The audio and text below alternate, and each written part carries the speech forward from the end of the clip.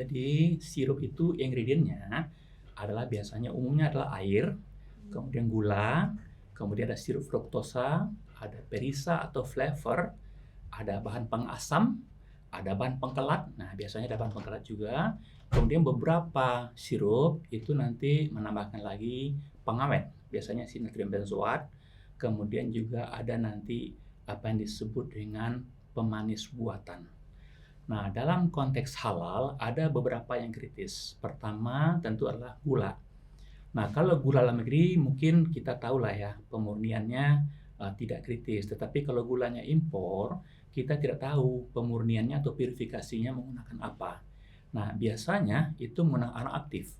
Arang aktif itu berpotensi bisa berasal dari tulang binatang. Nah, bisa aja tulang binatang babi misalnya. Nah, kalau kita bicara halal, produk halal adalah produk yang jelas kehalalan seluruh bahannya, seluruh ingredientnya, dan kemudian fasilitasnya harus bebas dari bahan yang haram dan najis. Nah, itu gula. Yang kedua, tadi ada sirup.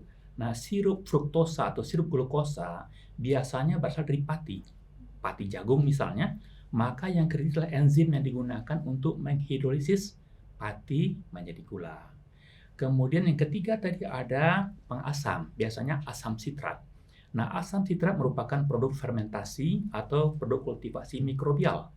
Nah, kultivasi mikrobial punya juga potensi keharaman pada media yang digunakan, terutama media yang di hulunya ketika mikrobanya masih pada agar miring atau pada cawan Petri. Misalnya di sana bisa menggunakan pepton. Nah, pepton itu merupakan protein yang dihidrolisis menjadi namanya peptida. Nah, proteinnya tentu saja bisa dari bahan nabati, bisa dari bahan hewani.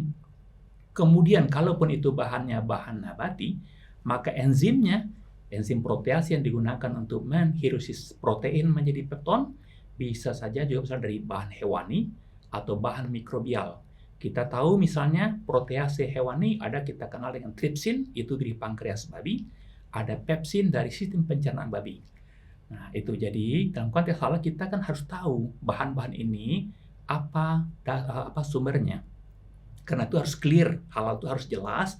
Nah, kalau seandainya tidak jelas, harus kita cari kejelasannya. Maka proses sertifikasi pada dasarnya adalah mengklarifikasi, memverifikasi apakah bahan itu halal atau tidak. Kalau seandainya bahan itu tidak halal, maka kita harus mencari bahan alternatif yang halal, yang jelas kehalalan. Kemudian yang lain, tadi ada namanya bahan pemanis buatan. Nah, ini terkait dengan toyib. Karena bahan pemanis buatan bisa saja tidak cocok untuk beberapa golongan umur. Maka biasanya untuk pemanis buatan tidak direkomendasikan untuk anak berumur 5 tahun ke bawah atau kepada ibu hamil dan ibu menyusui. Karena itu tidak thayyib bagi mereka. Nah, kira-kira itulah titik kritis yang perlu kita cermati pada sirup, pada produk sirup.